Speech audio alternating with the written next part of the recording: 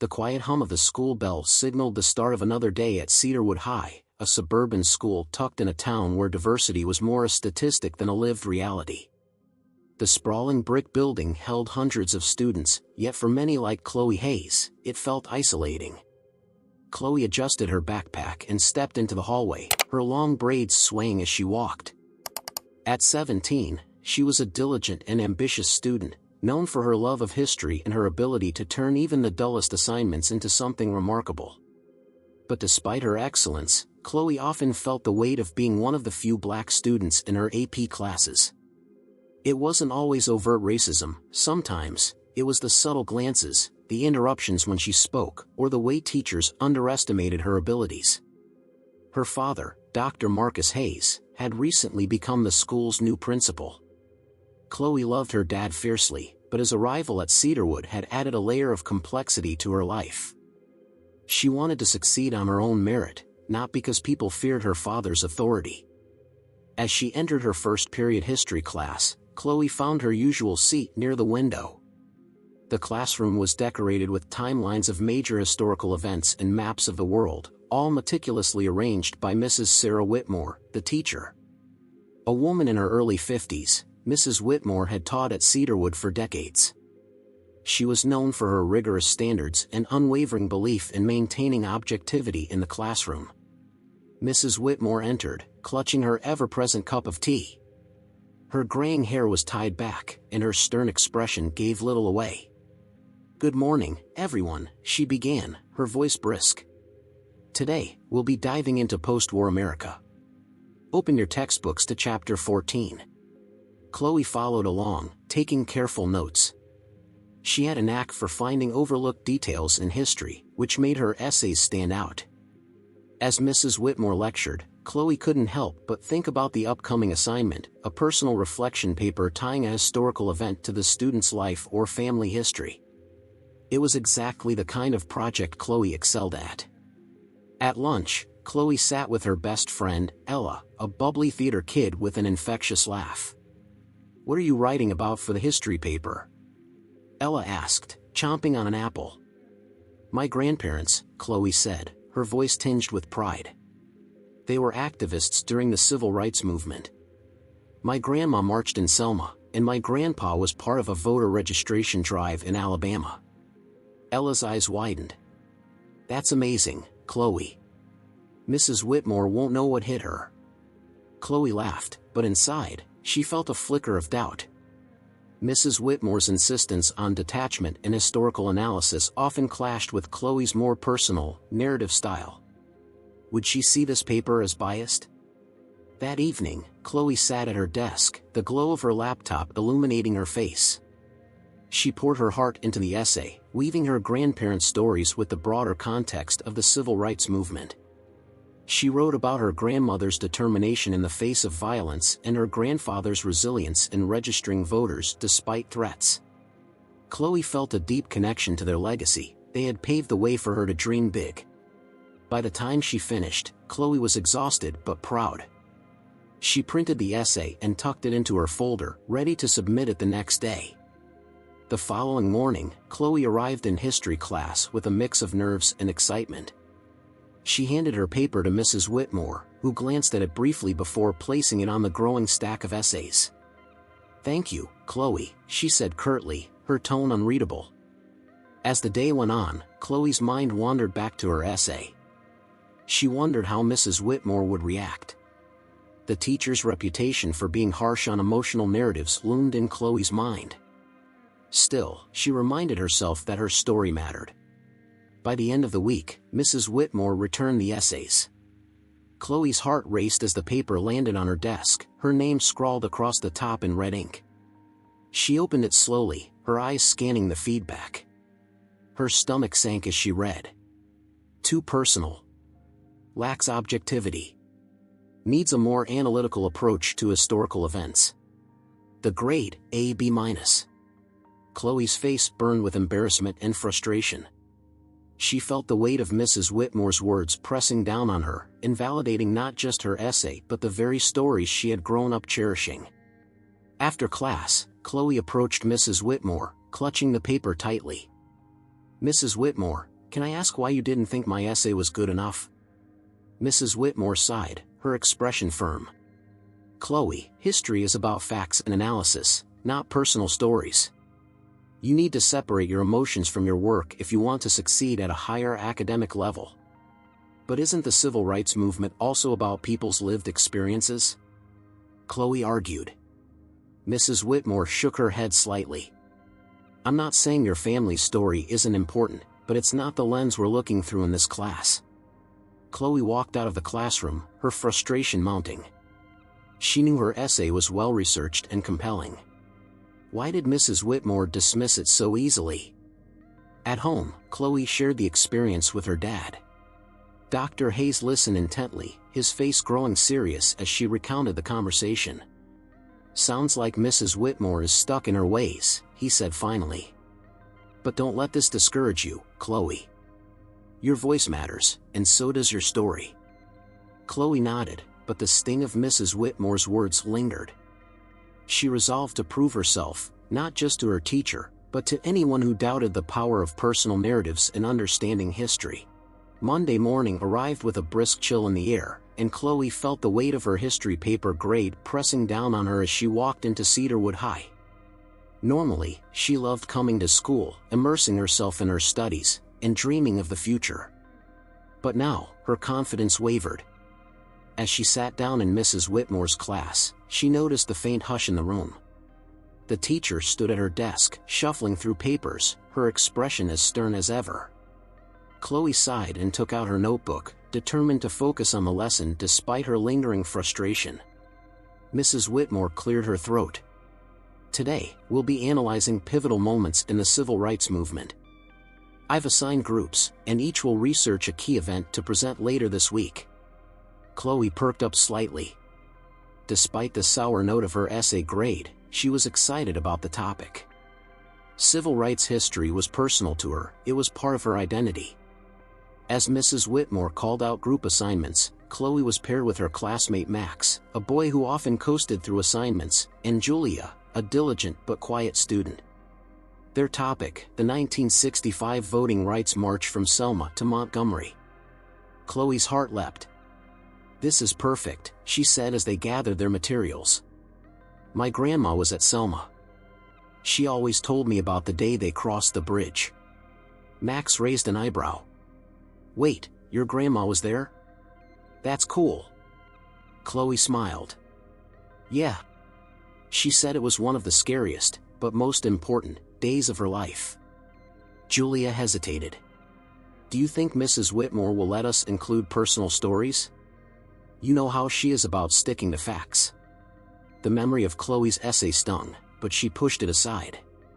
We'll focus on the historical details, but I think adding a personal perspective could make our presentation more meaningful.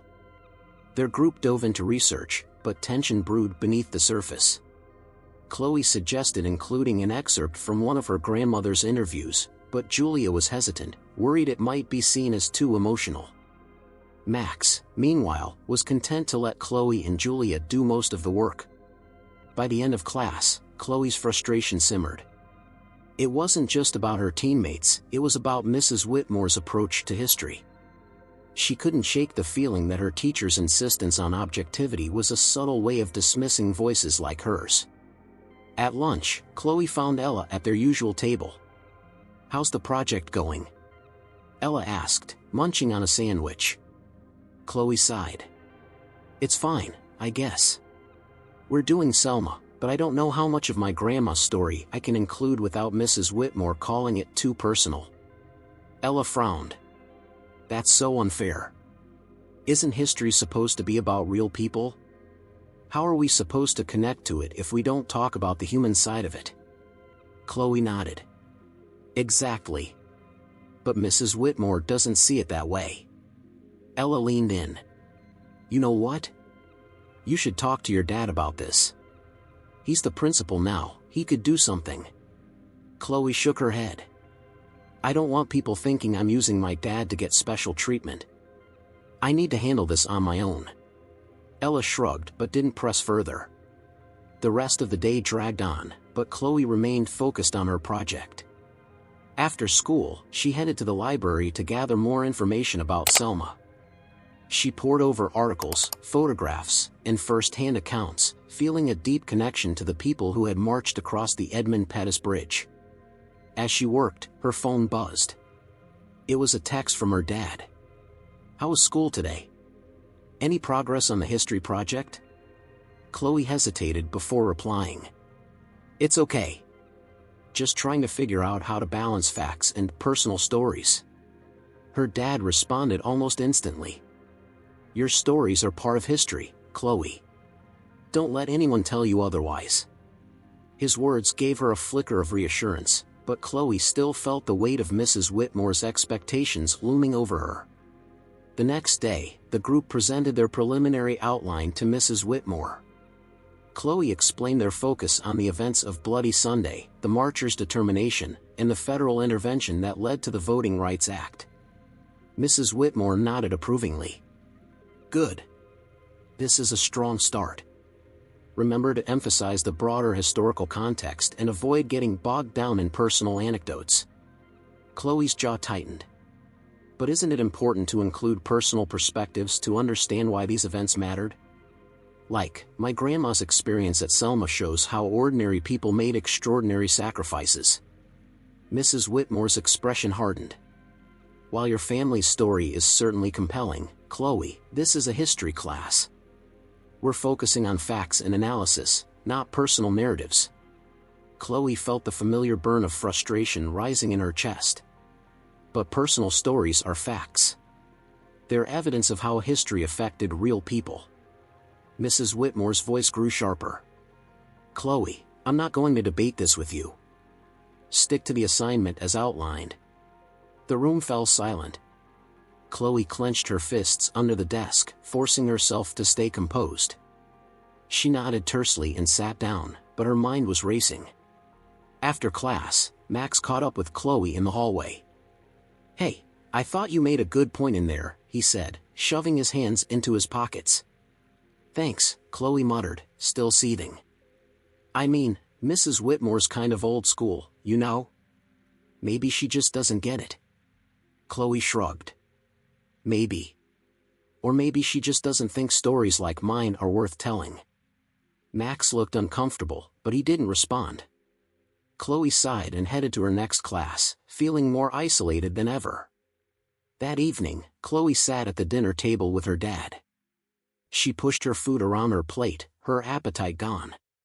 "Rough day?" Dr. Hayes asked gently.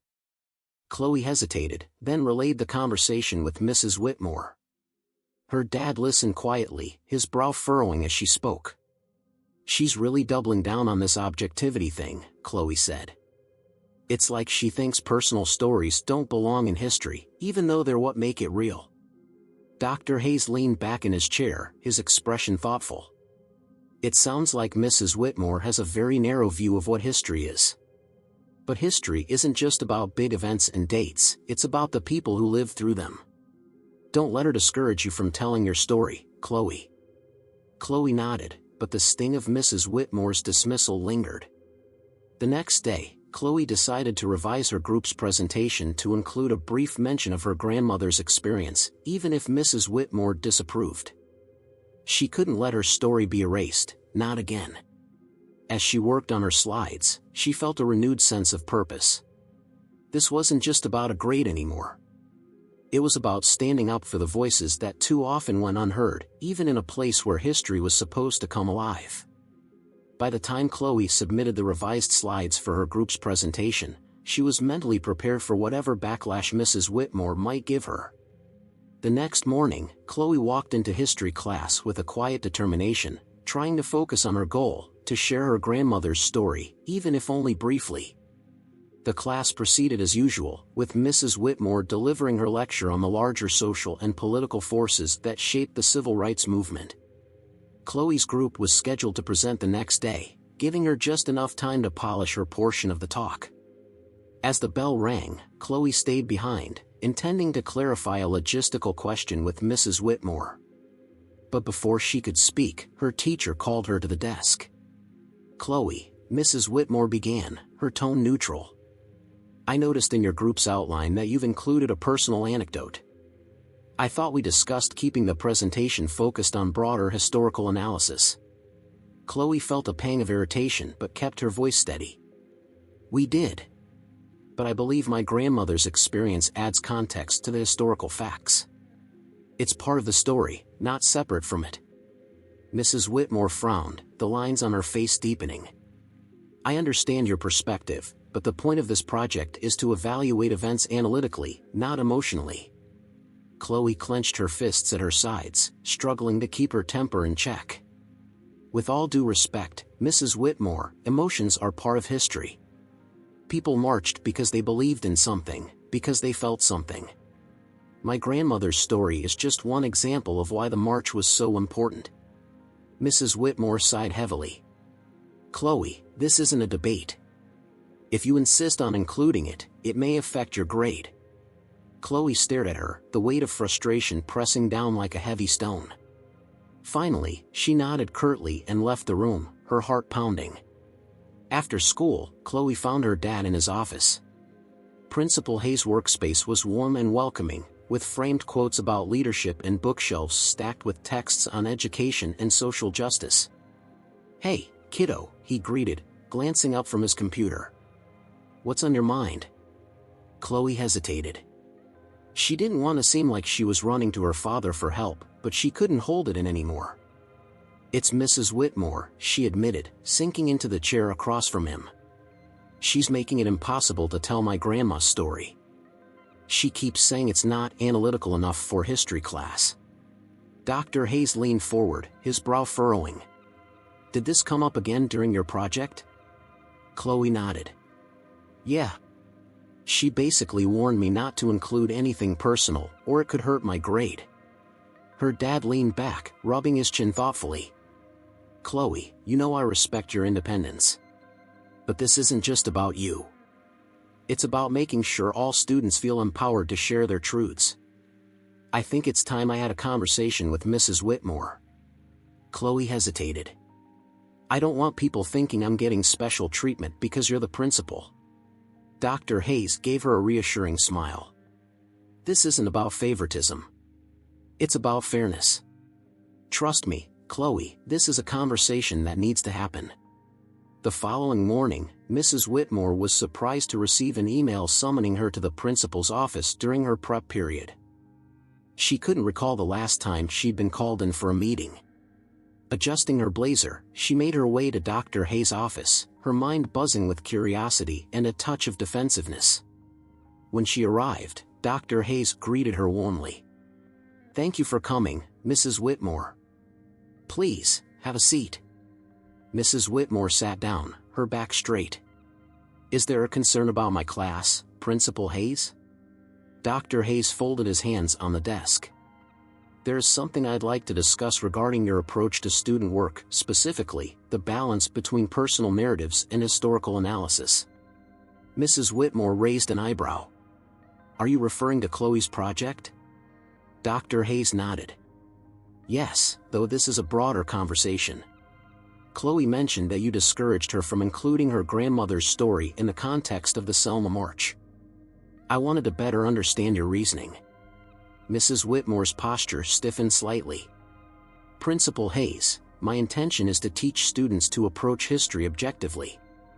Personal stories, while compelling, can overshadow the larger context and lead to bias in interpretation.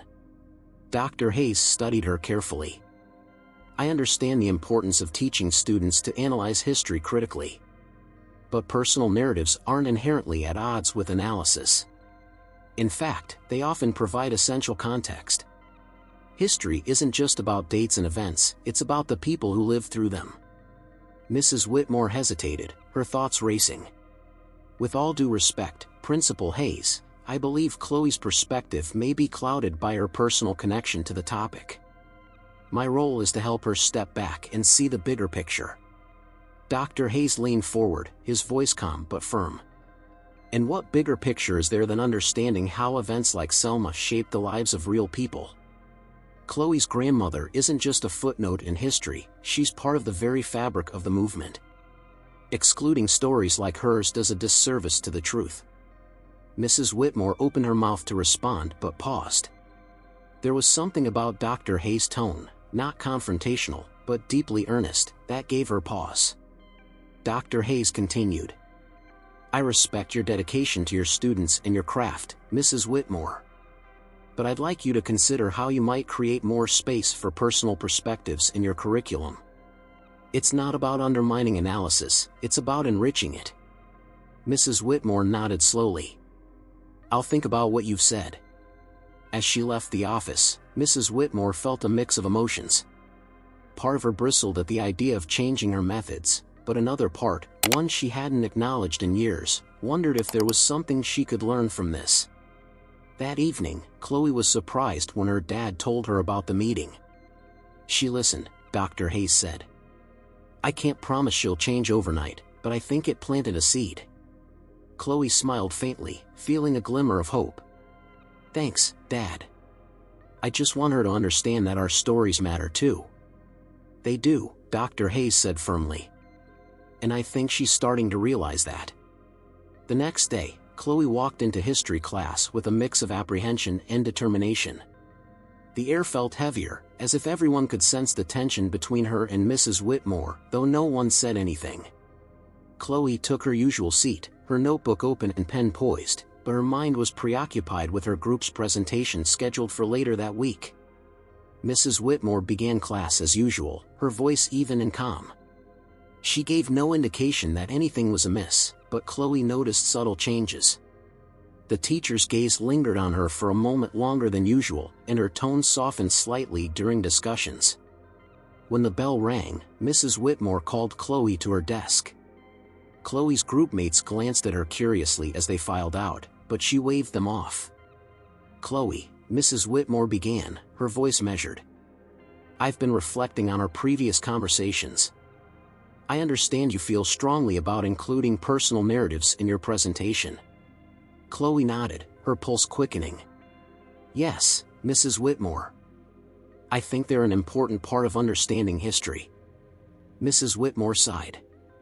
I still believe that objectivity is critical in historical analysis. However, I've decided not to penalize your group for including your grandmother's story, so long as it's presented in a way that complements the historical facts. Chloe felt a wave of relief but also a flicker of annoyance. Thank you, Mrs. Whitmore. But for the record, I believe personal stories are facts. They're just as valid as the broader historical context. Mrs. Whitmore nodded curtly, signaling that the conversation was over. Chloe left the room feeling a mix of triumph and frustration. It wasn't the wholehearted acknowledgement she had hoped for, but it was a start. That afternoon, Chloe joined her group in the library to finalize their presentation. Max was lounging in a chair, scrolling on his phone, while Julia meticulously adjusted their slides. Did you talk to Mrs. Whitmore? Julia asked without looking up. Yeah, Chloe replied. She said we can include my grandmother's story, as long as we keep it analytical. Julia raised an eyebrow. What does that even mean? Chloe shrugged. I guess we just have to make it clear how her story ties into the bigger picture. Max finally looked up from his phone. Honestly, Chloe, if it were me, I'd just skip it. Why risk the grade? Chloe shot him a sharp look. Because it's important. My grandma's story is part of this history. It's not just about the grade, it's about making sure people like her aren't forgotten. Max held up his hands in mock surrender. Okay. Chill. Do whatever you want. Chloe turned back to Julia. Let's make sure the slides flow smoothly. I'll handle the part about Bloody Sunday and my grandma's experience. You can focus on the Voting Rights Act, and Max. I'll do the conclusion, Max interrupted, grinning lazily.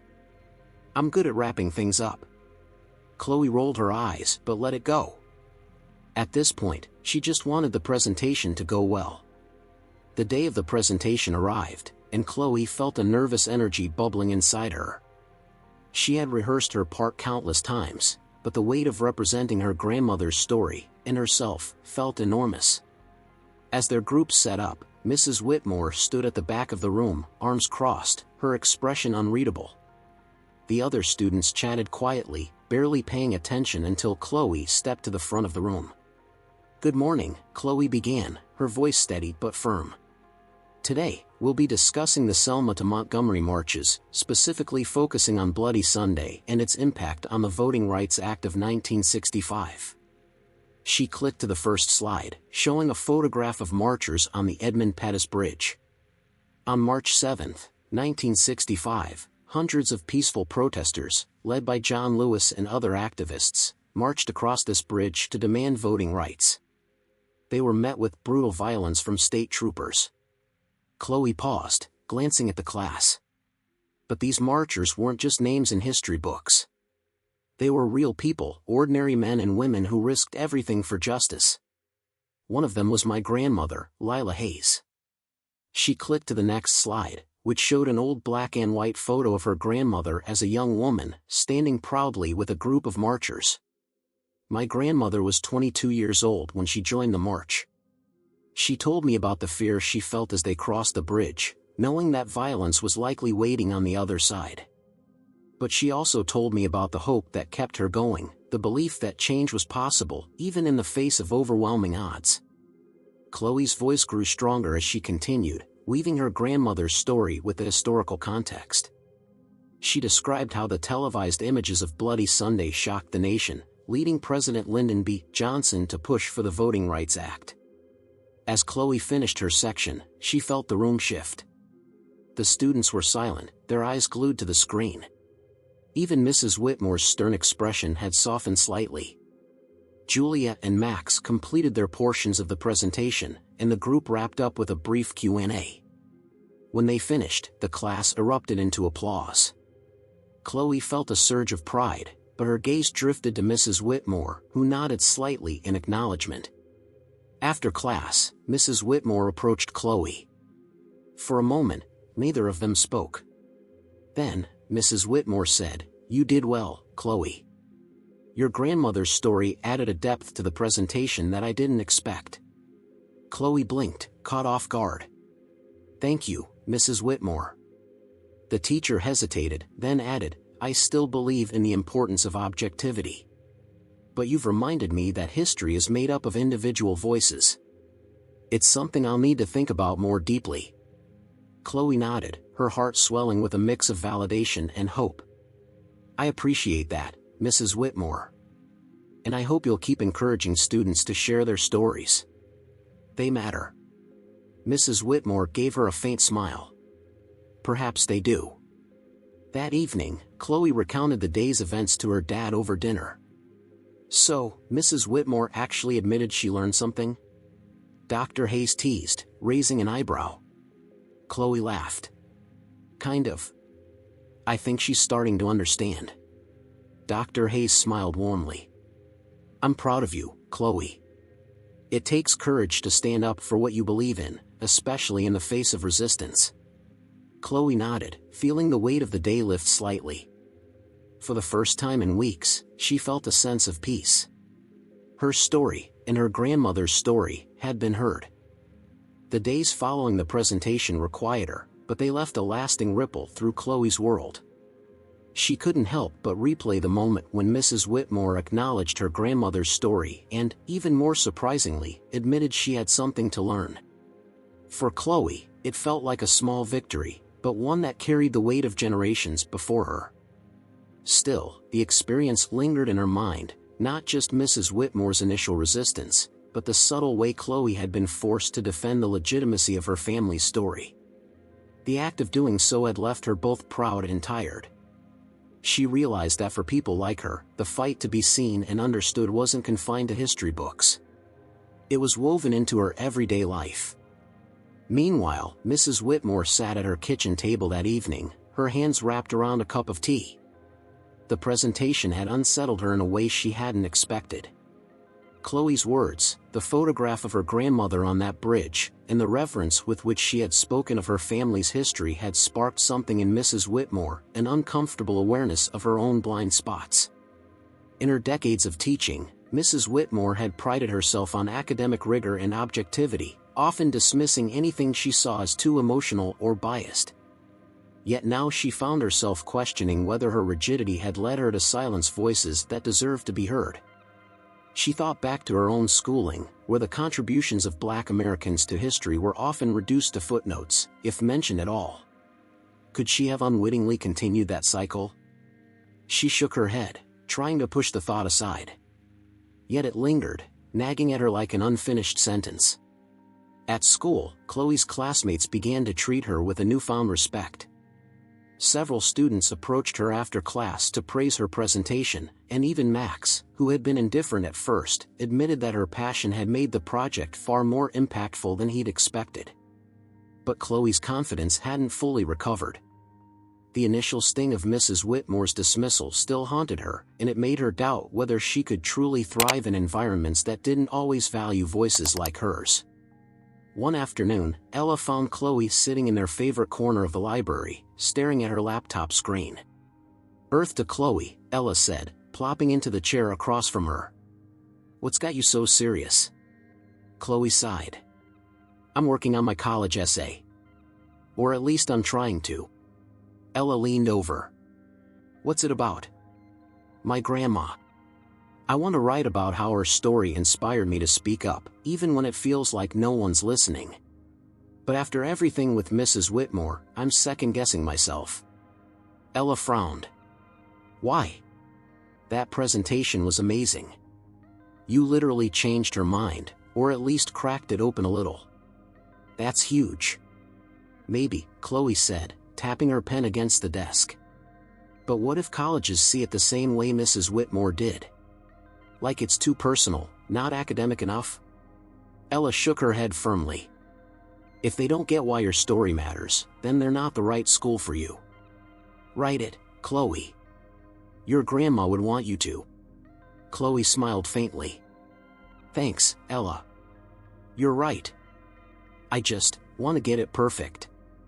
That evening, as Chloe worked on her essay, she found herself returning to the photograph of her grandmother on the Edmund Pettus Bridge. It was a picture she had looked at 100 times, but now it felt different. Seeing it through the lens of her presentation, and the reactions it had provoked, gave her a deeper appreciation for what her grandmother had endured. She remembered sitting on the porch with her grandmother as a child, listening to her recount the march. "We were scared," her grandmother had said, her voice steady but filled with emotion. "But we knew we couldn't turn back. If we didn't stand up for our rights, who would?" The memory brought a lump to Chloe's throat. Her grandmother had passed away 2 years ago, but her spirit still guided Chloe in moments like this. Elsewhere, Mrs. Whitmore had decided to revisit her lesson plans. As she flipped through the textbooks, she noticed how much of the content was dominated by the perspectives of political leaders, leaving little room for the stories of activists, workers, or marginalized communities. For years, she had accepted the curriculum as it was, but now it seemed glaringly incomplete. She made a note to incorporate more primary sources and narratives from diverse voices. Maybe it wasn't too late to adjust her approach. By the end of the week, Chloe's essay draft was nearly finished. She read it aloud to her dad at the dinner table, her voice steady but tinged with emotion. "My grandmother taught me that history isn't just something you read about in books, it's something you carry with you. Her courage on the Edmund Pettus Bridge reminds me that change doesn't happen without sacrifice.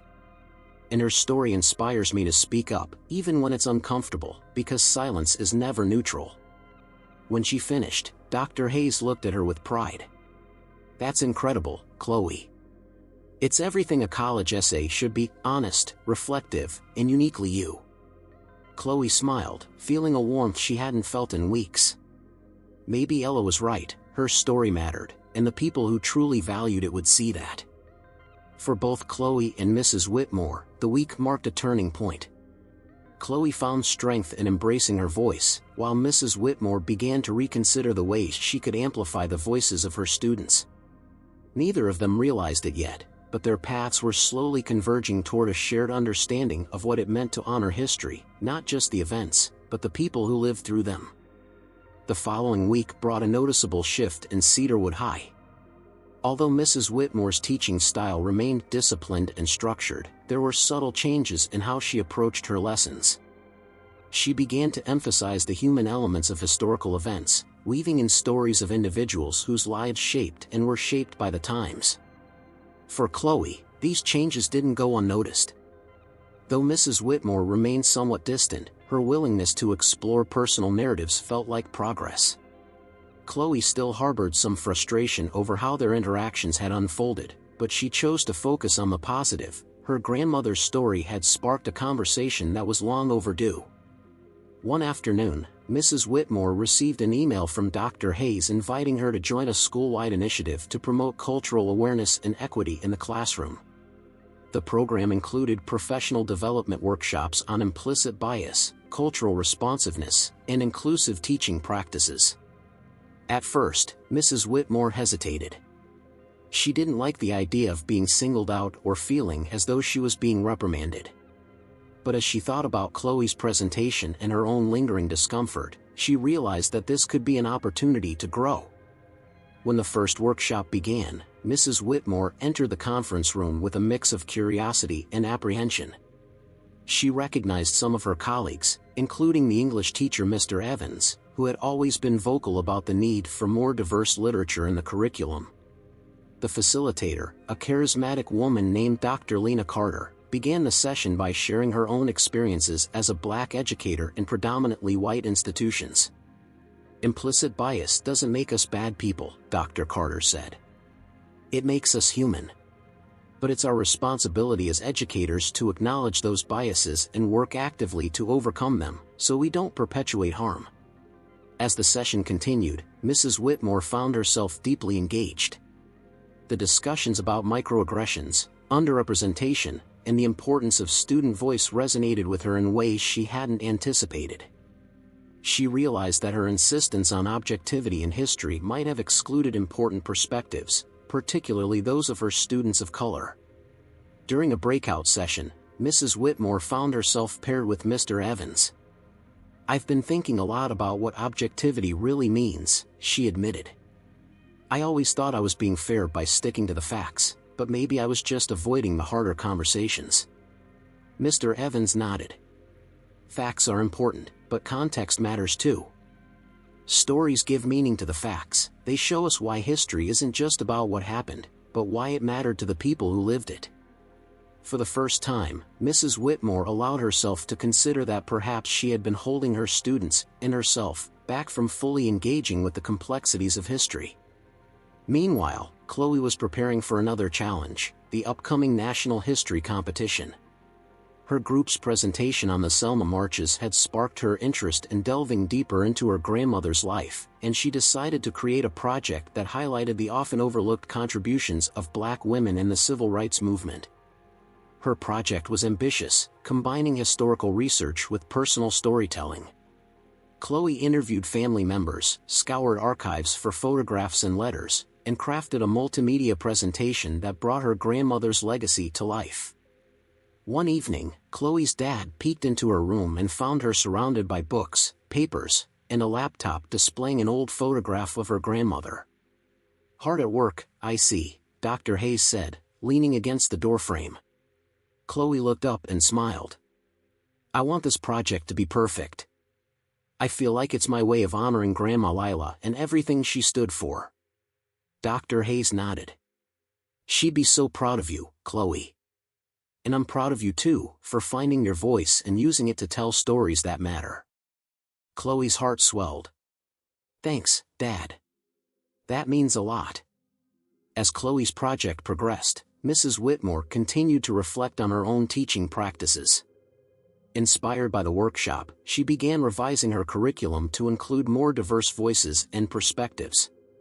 She added readings from writers like James Baldwin and Dolores Huerta, incorporated oral histories into her lectures, and encouraged her students to explore their own connections to history. One day, Mrs. Whitmore decided to approach Chloe after class. "Chloe," she began, her voice tentative, "I've been thinking about your presentation and your grandmother's story. It made me realize how much I've missed by not encouraging students to share their personal connections to history." Chloe blinked in surprise. "Really?" Mrs. Whitmore nodded. "I want to thank you for challenging me.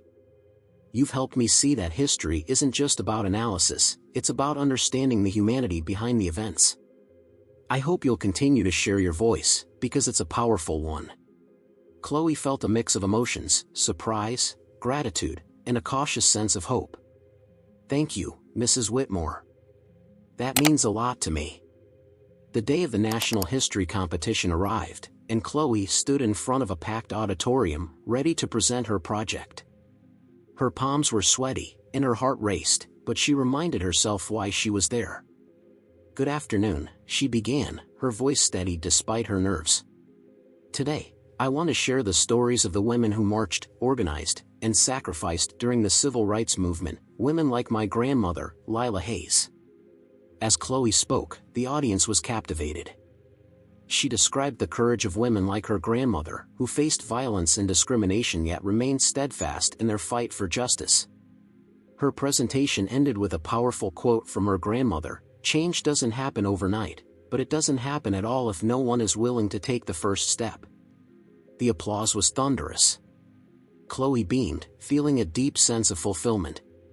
Back at Cedarwood, Mrs. Whitmore was among the first to congratulate Chloe when she returned. "Your grandmother's story deserves to be heard far and wide," she said, her voice warm with sincerity. Chloe smiled. "Thank you, Mrs. Whitmore. And thank you for listening." For both Chloe and Mrs. Whitmore, the journey wasn't over. There were still barriers to break and lessons to learn. But in their own ways, they had taken the first steps toward understanding each other, and in doing so, had begun to reshape what history could mean for everyone at Cedarwood High. The auditorium was buzzing with energy as students, teachers, and judges filed into their seats. Chloe stood backstage, clutching her cue cards and taking deep breaths to steady her nerves. The National History Competition was the culmination of months of hard work, and she wanted to honor her grandmother's legacy with every word she spoke. Behind the curtain, she glanced at the slideshow she had meticulously crafted. Images of her grandmother and other civil rights movement participants flickered across the screen, accompanied by their powerful words and accounts of their experiences. Chloe had built her presentation to tell a story, one that tied together personal courage, systemic change, and the ongoing fight for justice. Next up, Chloe Hayes, representing Cedarwood High School, the announcer's voice echoed through the auditorium. Chloe stepped onto the stage, the bright lights momentarily blinding her.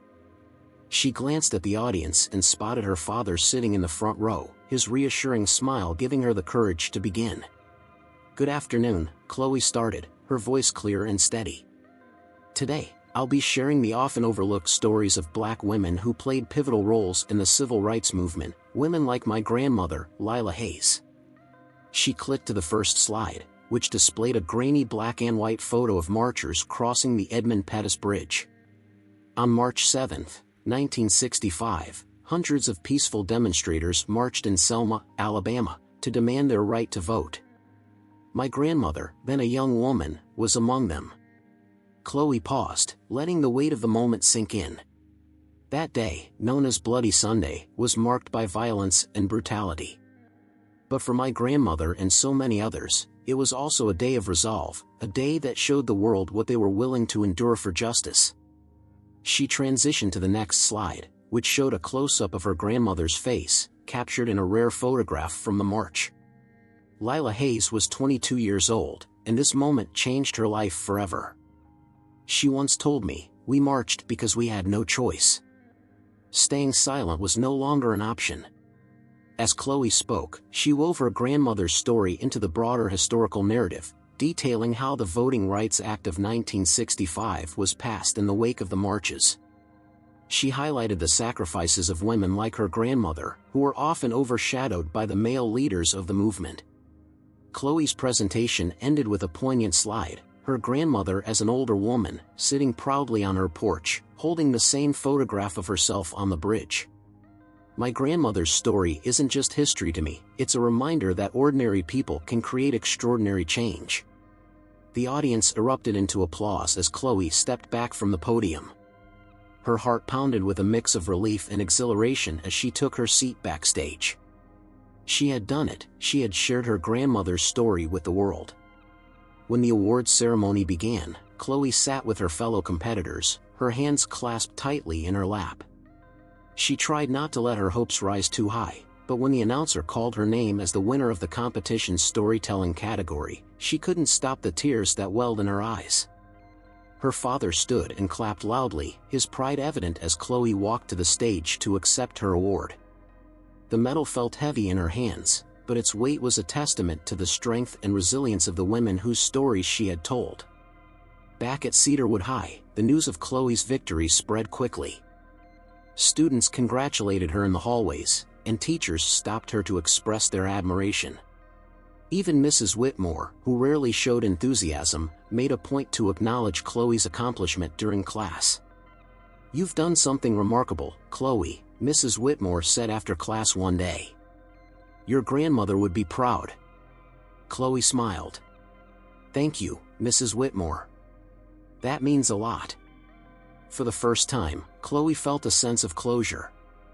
The journey hadn't been easy, but she had proven to herself, and to others, that her voice mattered.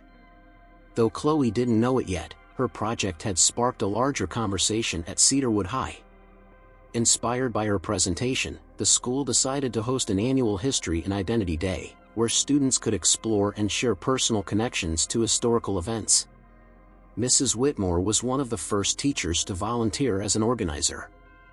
As the event took shape, Mrs. Whitmore found herself revisiting her own past, wondering what stories she had overlooked in her life and career. It was a humbling process, but also a hopeful one. She began to see history not as a rigid timeline, but as a living, breathing narrative shaped by countless voices. In the weeks following the competition, Chloe threw herself into preparing for college. Her essay, inspired by her grandmother's story, was polished and ready to submit. She felt a new sense of confidence, not just in her academic abilities, but in her identity. At the dinner table one evening, Chloe shared her plans with her dad. "I think I want to study history," she said, her voice steady. "Not just to learn about the past, but to make sure stories like Grandma's are never forgotten." Dr. Hayes beamed. "I think that's a wonderful idea. The world needs historians who aren't afraid to tell the whole story." As Chloe reflected on her journey, she realized that the competition wasn't just about winning an award, it was about reclaiming a narrative that had been overlooked for too long. Her grandmother's story was no longer confined to family memories, it was part of something bigger, something that would continue to inspire others. And for the first time, Chloe felt at peace with the past, and ready to embrace the future. The weeks following Chloe's victory at the history competition were transformative, not just for her, but for the entire Cedarwood High community. Her project had sparked a wave of interest in personal storytelling as a tool for understanding history. Students began discussing their own family histories, while teachers considered how they could integrate more diverse voices into their curriculums. One day, during a school-wide assembly, Chloe was invited to present her history project to the entire student body. It was an opportunity that excited her, but it also carried immense pressure. She wanted to do justice to her grandmother's legacy, just as she had at the competition.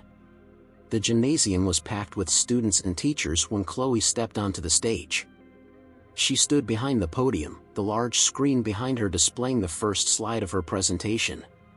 The room fell silent as she began to speak. "Good morning, everyone," Chloe said, her voice steady but charged with emotion. "Today, I want to share a story, not just of a moment in history, but of the people who lived it.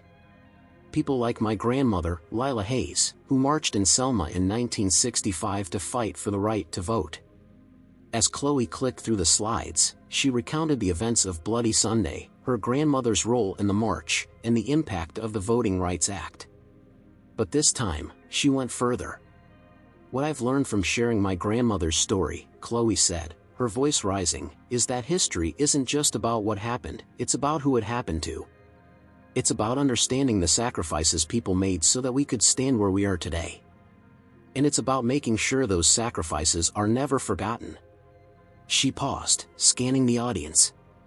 "I want you to think about your own stories.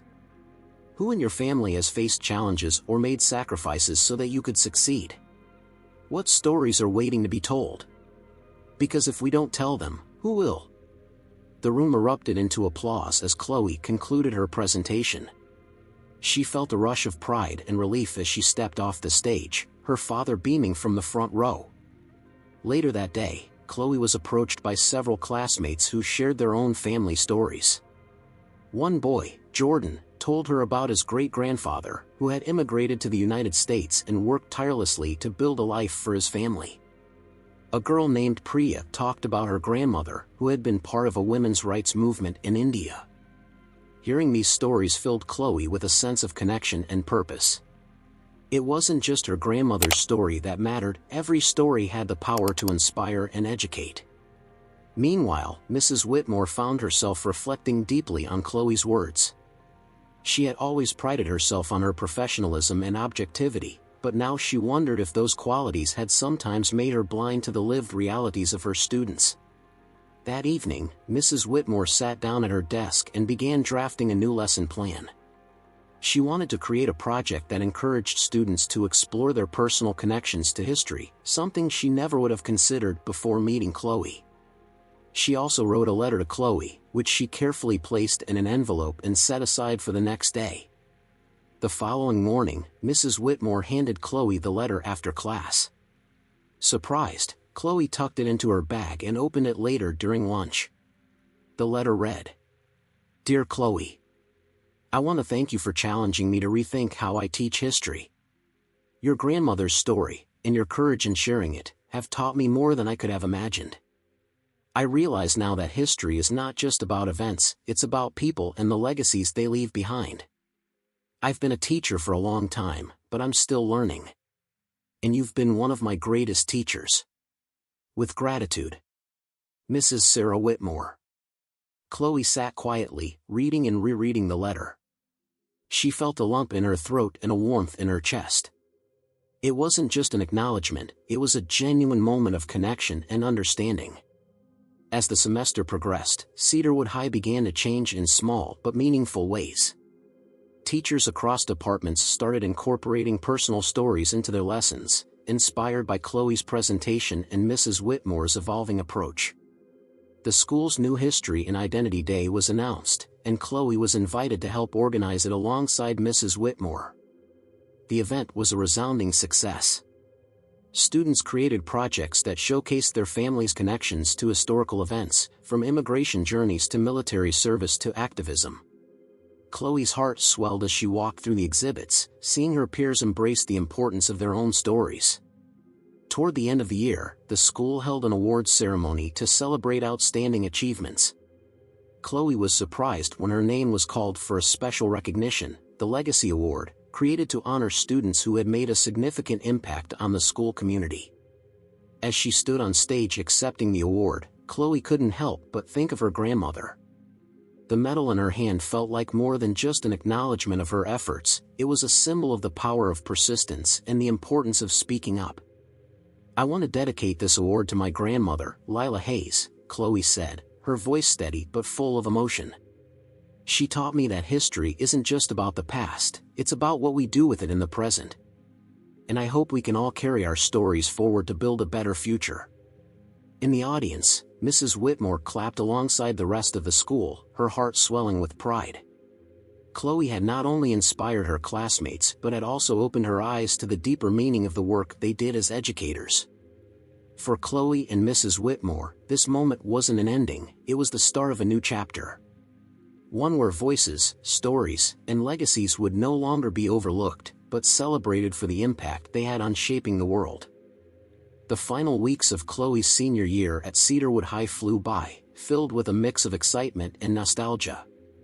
The school's hallways, once a backdrop for her frustrations and struggles, now felt like a place of growth, a testament to how far she and the community had come. Mrs. Whitmore's classroom was no longer just a space for lectures and timelines. Under her leadership, it had become a forum where students shared their voices and explored the intersections of personal stories and historical events. Chloe noticed how her classmates now eagerly participated in discussions, sharing experiences they once might have kept to themselves. Chloe herself had grown in ways she hadn't expected. Her victory at the National History Competition and her role in inspiring change at Cedarwood gave her a new sense of purpose. For the first time, she saw herself not just as a student, but as a historian, an advocate, and a storyteller. Graduation day arrived on a warm spring morning. The school gymnasium was transformed into a sea of caps, gowns, and proud families. Chloe stood in line with her classmates, the energy in the room electric as they prepared to walk across the stage and accept their diplomas. When Chloe's name was called, she stepped forward to a wave of applause. She caught her dad's eye in the audience, his expression beaming with pride, and she smiled back. As she took her diploma, she felt the weight of everything she had achieved, not just academically, but personally. After the ceremony, she found herself surrounded by friends, teachers, and family. Ella threw her arms around her. "You did it." "We did it," Chloe corrected, laughing. Even Mrs. Whitmore approached her with a rare, genuine smile. "Congratulations, Chloe. You've set a new standard for this school. I have no doubt you'll go on to do incredible things." Chloe felt a lump in her throat. "Thank you, Mrs. Whitmore. I'll never forget everything I learned in your class, about history, and about myself." As the summer began, Chloe threw herself into preparing for college. She had been accepted to a prestigious university with a full scholarship, where she planned to major in history with a focus on social justice. One evening, while packing her belongings, she found a box of family photos and documents her dad had saved. Inside was a letter from her grandmother, written years before Chloe was born. The letter read, "My dearest Chloe. One day, you'll grow up and learn about all the ways the world can be unfair. But you'll also learn that you have the power to change it. Never be afraid to speak up for what's right, even if it makes others uncomfortable. Your voice is your greatest gift, use it wisely, and never let anyone silence you. With love, Grandma Lila." Chloe held the letter close to her chest, tears filling her eyes. Her grandmother's words felt like a final piece of advice, a reminder of the legacy she carried forward. At Cedarwood, the changes Chloe had helped inspire continued to take root. The first annual History and Identity Day became a beloved tradition, drawing attention from schools and neighboring districts. Teachers across subjects embraced a more inclusive approach to their lessons, and students like Chloe's younger peers felt empowered to share their stories without fear of dismissal. Mrs. Whitmore, now a vocal advocate for educational reform, worked closely with Dr. Hayes to develop new programs aimed at fostering cultural understanding and equity. She even began mentoring younger teachers, encouraging them to see their classrooms as spaces for growth, not just for their students, but for themselves. Years later, Chloe stood in a lecture hall at her university, presenting her senior thesis. Her project focused on the role of storytelling in shaping social movements, weaving together oral histories, archival research, and her own experiences. As she spoke, she felt the same fire she had during her presentation on Selma years ago. Her grandmother's story was at the heart of her work, but now it was part of a much larger tapestry, one that celebrated the voices of those who had fought for change and inspired others to do the same. In the audience sat Dr. Hayes, who had taken the day off to watch his daughter's presentation. Afterward, he hugged her tightly. "You've become everything your grandmother dreamed of, Chloe," he said, his voice thick with emotion. Chloe smiled. "And everything you believed I could be." That summer, Chloe returned to Cedarwood High to speak at the school's annual awards ceremony. As she walked the familiar hallways, she was struck by how much had changed. The murals on the walls now depicted diverse historical figures, including local heroes and community activists. The library featured a section dedicated to student projects, including her own award-winning presentation on the Selma marches. When she stepped onto the stage, the gymnasium was packed with students, teachers, and families.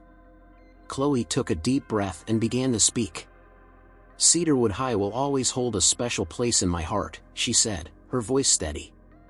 "It's where I learned that history isn't just something we study, it's something we live. It's shaped by the choices we make and the stories we choose to tell." She looked out at the audience, her gaze lingering on the students in the front rows. Each of you has a story worth sharing. Never doubt its importance, and never let anyone tell you it doesn't matter.